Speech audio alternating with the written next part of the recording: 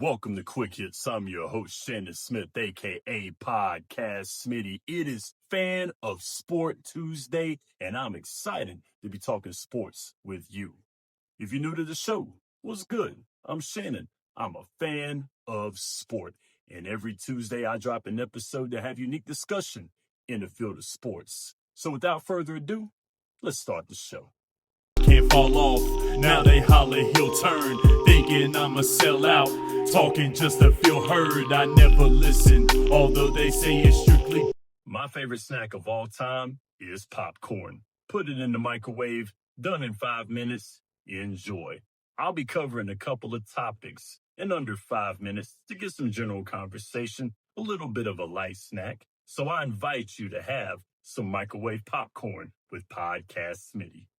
Of course, this is a sports podcast and we have plenty to talk about, but I'm going to reach in the bag and I'm going to get two things for this microwave popcorn segment. One thing about me is I love music. I love all types of music. And I was very, very excited when I found out that one of my favorite rap duos that I've been a fan of since the early 2000s came back together and they're putting out an album. They put out an album for the first time in 20 plus years.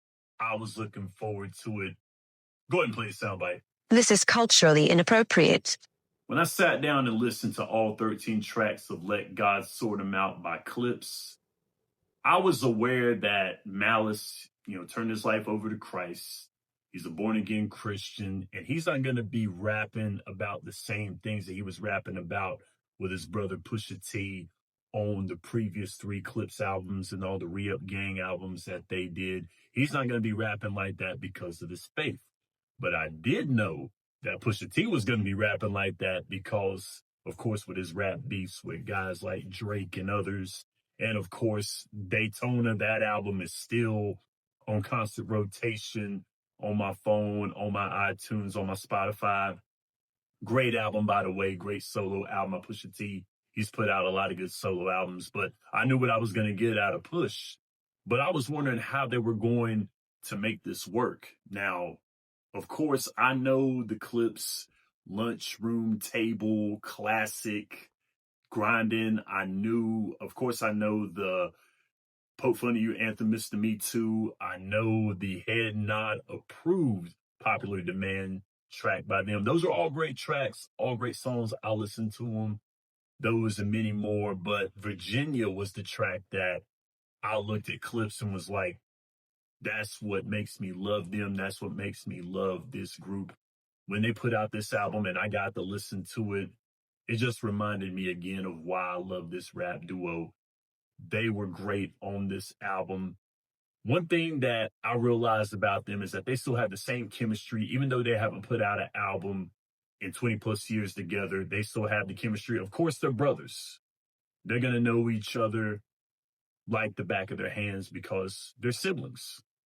But they also proved with this album, no matter how old you are, no matter how much hip hop has changed, no matter what goes on with your life, hip hop is all about lyricism. They showed that. Pharrell showed that he's still a production machine. He's not going to be sounding the same way that he was sounding in 2001. He's a music producer, so he's evolved with time. That makes Pharrell so great. The chemistry that Pharrell and that Clipse has makes this top notch. This album is on constant rotation with me, but the songs that I like are So Be It, All Things Considered, Ace Trumpets, POV, and FICO. The many appearances that they had on there with Nas, Kendrick Lamar, Adliva, to name a few, perfect compliments for them. 4 out of 5. Go listen to the album. I was going to leave it at that, but this came up and I have to talk about it. I got to talk about it. So, with that being said, let me go ahead and throw this out. Warning, the views and beliefs in the following segment does not reflect the views of Boom Broadcasting. We give full creative control to our creators and do not believe in cancel culture. And of course, for those who have been watching the old school quick hits, it is still an orchestrated plan by the man. Viewer discretion is advised. Holy daggum airball. Wow. If getting caught slipping was a couple. Now, I'm not laughing at the innocent people that got caught in the crossfire because of these two's infidelity. Coldplay, they should have played Viva La Vida right after this happened because my man about to lose his kingdom right now. Chris Martin had the burn of the century. Either they're having an affair or they're really shy. My man knew exactly what he was seeing. Now, I'm not a CEO by any means, but I am a supervisor on my job. And one of the things that will doom your career, the biggest boneheadedest move that you could ever do, is fall for a subordinate. You can just go ahead and kiss your whole career goodbye. My man worked so hard, gained all this money, millions of dollars, and he's going to lose it on a chick that only worked there for about 20 minutes? Come on, man. Wow. This was poetic justice. Shout out to the lady that posted this on TikTok. Shout out to her. Man, my thing about it is here, one thing about me is I shall not, have not, and will not make fun of anybody who lost their job. But man, I'm going to laugh at you if you did it and you deserved it. It's fair game. Look at the bright side, Doc. My job's hiring. Want to go ahead and do that? Good job, y'all. Hopefully you enjoyed that light snack, but we're here for some sports. Now let's wash it all down with a little something I like to call all four quarters. Real simple concept. For sports stories, we're gonna discuss them. Let's go. Starting with the NFL. Linebacker TJ Watt and the Pittsburgh Steelers have finally reached an agreement.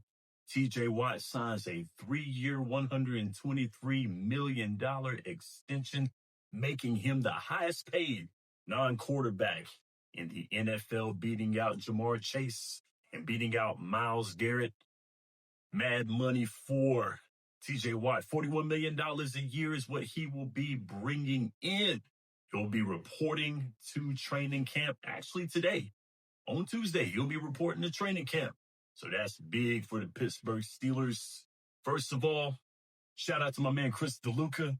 I wanted his opinion on this. He's our resident Pittsburgh Steelers fan here on Boom Broadcasting. He had a little business to take care of this week. He didn't drop an episode of Dugout Debrief, but he will. He'll be back to it. And I wanted his ideology on it. We'll probably get it later on. But Duke, appreciate you, big dog. But this had to be done. Smart move by the Pittsburgh Steelers. Very good. Because you got to remember, in the AFC North, the Pittsburgh Steelers have two of the top 4 quarterbacks in the NFL, in Joe Burrow and Lamar Jackson. Lamar Jackson has an incredible running game with him in Baltimore. He can get it done. He's a 2-time MVP. Joe Burrow, one of the most lethal passing games in all of the NFL. T. Higgins, Jamar Chase, they're back on the team. They need TJ Watt to go there and cause trouble for the quarterbacks. They need him. And I like the move because they're telling TJ Watt that this is his team. We all know Aaron Rodgers. He's probably going to play 1 year. He's probably going to play that 1 year, and then he's going to retire later on. They need to invest in their future, and TJ Watt is their future. And I like the move also, too, because quarterbacks, they get paid hand over fist. What's up, Trevor Lawrence? What's up, Justin Herbert? What's up, Jordan Love? What's up, Tua Tagovailoa? All those guys getting their due. Running backs finally getting their due after Saquon Barkley had a crazy, insane year, winning the Super Bowl. So it was big for the running backs, the receivers. They're getting their residuals as well, too. And now it's the defense's turns. So this is big for defensive players. I know that Trey Hendrickson and I know that Micah Parsons are licking their chops right now because their turn is coming. Now we're moving on to UFC. Now with UFC, Saturday night, UFC 318 happened. And we had Max Holloway defeated Justin Poirier. In the main event, first of all, congratulations, Justin Poirier. Very good career. Congratulations. Didn't go down to a knockout. Fought a hard fight. Very good job. Now, to all my UFC fans out there, I want to apologize. I'm sorry. I really, really am. And the reason I'm sorry, especially to my man, Aaron Schneider, who hosts the Gridiron Address. My man is a big-time UFC fan. I'm going to apologize to him and everybody else. I'm sorry, but I'm a casual fan of UFC. I remember back in the days, Ken Shamrock, Tank Abbott, Dan Severn. Those are the guys that I grew up watching. And then when UFC became mainstream, of course, I was a casual fan. I watched some of the fights. The fights are cool. No knock to UFC. Not at all. But when I found out about UFC 318 and Justin Poirier and Max Holloway fighting, and it was for the BMF title, I had an idea what this belt meant. I had an idea. Shout out to Pulp Fiction. But I had to look it up so I would know. And when I looked it up, and of course I watched the fight, but then when I looked it up, I really like this title. This was a great idea. Shout out to Dana White and UFC for doing this. Shout out to Max Holloway for winning the fight. I want this title to keep going because, this is like a fan title. And I think that that's really cool. I know there's people out there like, oh, it's a gimmick title and it's a gimmick title. Who cares? It's for the fans. It's fun. That's what it's for. Do it for your fans. And that's big for me. So shout out to UFC. Keep that BMF title. I will definitely keep on watching. And now on to the next, which is golf. This segment here that I really, really like. The 153rd Open Championship took place, ended on Sunday. Scottie Scheffler played lights out golf. I watched this tournament. Yes, I watched it. Never thought in a million years I'd be talking about golf on my podcast, but here we are, and I'm glad for it. It was a great tournament. Scottie Scheffler was lights out. Played great golf. He was incredible. He showed why he's the best golfer in the world right now, winning the Open Championship, his first Open title in his career. Third leg of the Grand Slam. This is his fourth major, I believe. I believe he's won 2 Masters, and he's won the PGA Championship. I believe this is number 4 for Scottie Scheffler. Shout out to him. Shout out to Rory McIlroy. He had the home field advantage, but it wasn't enough. Unfortunately, Scottie Scheffler getting the win. Shout out to Bryson DeChambeau. Shot a 78 the first round. Didn't have a great first round at all, but played the last 3 rounds. Shot a 64 on Sunday. Got into the top 10. Big time play, clutch play by Bryson DeChambeau. But this week before the Open Championship began, I read an article on ESPN.com. It posted on Tuesday. I read it on the same day. I was hoping that Scottie Scheffler would win this so I could talk about this on the show. He did that. Thank you there, Scottie. Appreciate you, big dog.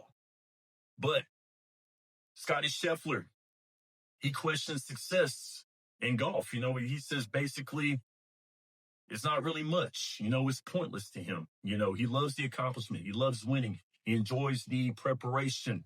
But it's always on to the next. And that could be very, very disheartening for an athlete because it's never enough, it seems. It's always, I prepared for this. I get to enjoy it for about 2 minutes. Press asks me all the same dumb questions, and they always ask, what's next? What's next? What's next? It's never anything. So it's disheartening. That's the beautiful thing about sport. But it's also one of the most frustrating things about sport. But Jay-Z said it best. What do I think success? It sucks. That's what it is. You're not guaranteed to get on the mountaintop. You're not guaranteed to win. But when you do, it's always, what's next? It's never enough, it seems. And Scottie Scheffler realizes that. And I like that about him. That's the humanity talking. That's the man talking. That's the man that bleeds blood. He breathes air just like you and me. So he's not far at all when it comes down to it because we're all human beings. And at the end of the day, yeah, validation's cool and all. But hey, at the end of the day, what is it really? And what is life? But big time play by Scottie Scheffler. Read that article. It's on ESPN.com. Paulo Uggetti. And I hope I said that name right. Paulo Uggetti wrote that article. It was really, really cool. So read it. I enjoyed it. Now, last but not least, into the fourth quarter, Damian Lillard goes home to Portland, $42 million contract, 3-year, signed it with the Portland Trailblazers, the team he played for 11 years. Congrats to Dame Dollar. Get well soon also, too, of course. His Achilles, he's healing from that Achilles. He's still getting paid from Milwaukee. So not bad at all. Great job right there. Dame getting paid twice. That's good for him. Now, I know we're talking the home and Dame goes home and yada, yada, yada. You know what? My thoughts on this, I feel like Dame knew that the best move for him was to get out. I think Milwaukee is about to be a dumpster fire real soon with the coaching changes and, can we keep Giannis? All the moves they're making in order to keep Giannis. I really think that this is a dumpster fire waiting to happen, and Dame found a way to get out. I know we've been talking junk about Portland. We laughed about Portland. Ha ha, funny, I know. But Dame got out. He found his way out, and good job. But to talk about this further, I brought in my man that talks NBA for Boom Broadcasting. My man, Jason Calenzo, 3 from Deep. Catch him on Mondays on Boom Broadcasting. So, Jason, what's up? Thanks for passing me to Rock, Shannon. If I had to use one word that encompassed my feelings towards Damian Lillard going back to the Portland Trailblazers, that word would be love. I truly love his decision to go back to an organization, a community that loved him and he loved back even more. 2012, when the Portland Trailblazers chose him number 6 out of Weber State, that love affair began. And not just for creating iconic moments on the court for the Blazers, but for becoming a fixture in a community that truly wrapped their arms around him. I know he felt peer pressure after 11 seasons to leave. You'll never win in Portland, the prognosticators echoed. So, off to Milwaukee, where he played well, averaged 24 points a game, but never truly seen the success that everybody expected. So, with this Bucks buyout, Dame Time saw this as an opportunity to go back to a place where he never wanted to leave. We've seen these homecomings before in sport. Ken Griffey Jr., Ichiro going back to Seattle. Charles Woodson joining the Raiders after playing with Green Bay. D. Wade in the Heat. Allen Iverson in the 76ers. Gary Carter in the Expos. Even Herschel Walker going back to the Dallas Cowboys. All choosing to end their careers where it began. But you know what? This hits different. This signing does not feel ceremonial. It does not feel like a farewell tour. It just feels right. This is the revitalization of an organization starving for past success. Was this Damian Lillard's best basketball move? Probably not. He could have chased a ring, went with LA, Denver, New York. He could have went to a contender. But no. Dame Time showed you what time it truly is. Time for love. Love for yourself, love for an organization, love for a community. Look, I know we're going to have to wait a year for Damian Lillard to heal from his Achilles injury for his moment. But when that moment comes and he steps out on the court for that first home game and he feels the love from that crowd, it will be greater than any championship he could have ever won. Sending it back to you, Shannon. Love. We're halfway through the show, so now it's time to take a commercial break. Don't you touch that dial. Now is the time for you to give this video a like, get into those comments, and talk a little bit of sports. And maybe share this with a friend. But most importantly, go ahead and subscribe to the Boom Broadcasting YouTube channel and go through the plethora of podcasts that we have in the fields of TV and movies, sports, and sports entertainment. We have live podcasts on all your sports news on Out of Pocket with Michael Davis. Aaron Schneider covers pro football on the Gridiron Address. He teams up with his friend and college basketball fan Carson Williams on Hoops and Helmets, and mouthing off with Mike recaps, and covers all your wrestling news on the nightcap. We have solo podcasts such as Three from Deep, an NBA podcast hosted by Jason Calenzo. Say you're a baseball fan, Chris DeLuca has you covered with the Dugout Debrief. Dallas Cowboy fan? Not this guy. Mac and Michael Davis have you covered with Dad and the Boys. Sean Lucas gives you your TV and movie reviews with It Stinks. And he also comes with more wrestling content with WOD, Wrestling of Destiny. Now, let's get back to our show. Welcome back. At this particular time, as we start to bring this show to a close, I would like to say thank you for spending time with me thus far, for taking time out of your busy day living to analyze and talk some sports with me, Podcast Smitty.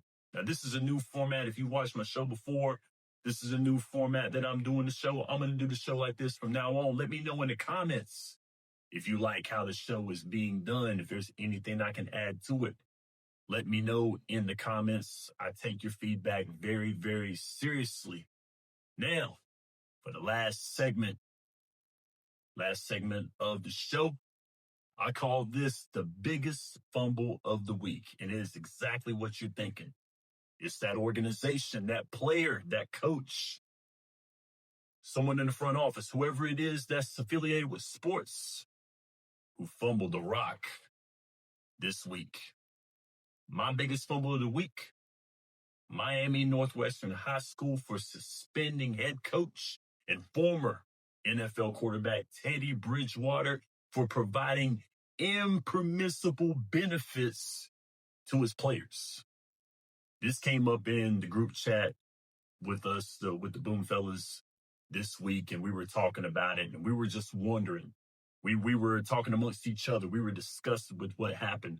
Now, I tried to look for everything that I could to see if there was something that could counter this. So, like, if I can describe this, if I could play devil's advocate to this in any way, shape, or form. And guys, I couldn't.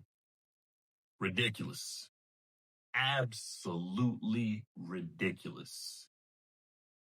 In a society that talks about how athletes are overpaid and greedy, and there's some that are, don't get me wrong, there are some that are, you got a pro athlete who is using his own money.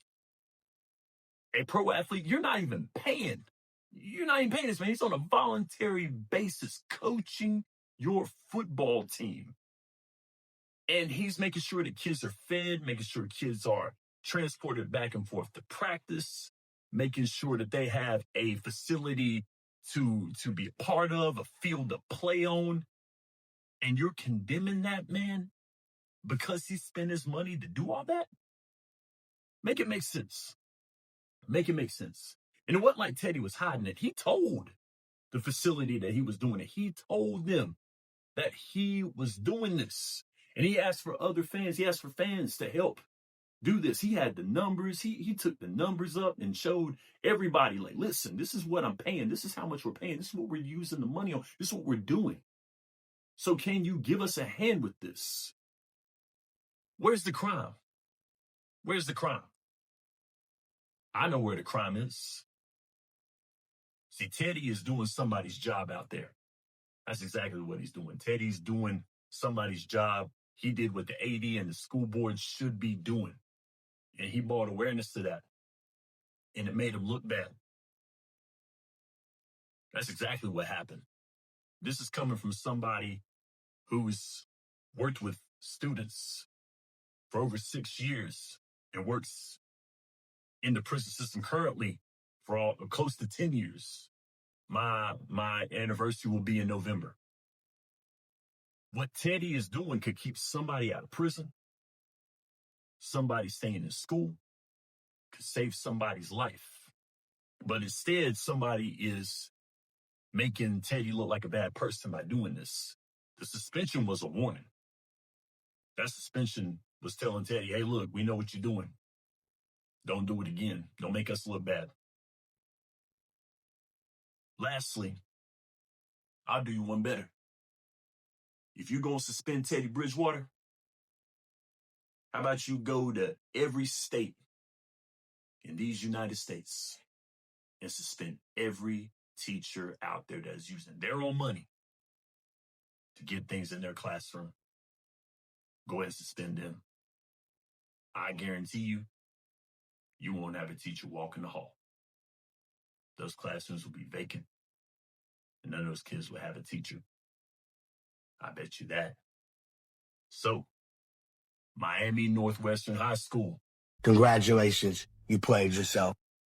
That's the show, everybody. Thank you for watching. I'll be back on Friday with the WNBA podcast. If you like the show, make sure that you get onto these links right here that are posted right now. Watch more Boom Broadcasting.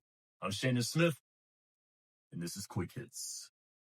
Can't fall off, now they holler he'll turn, thinking I'ma sell out, talking just to feel heard. I never listen, although they say it's strictly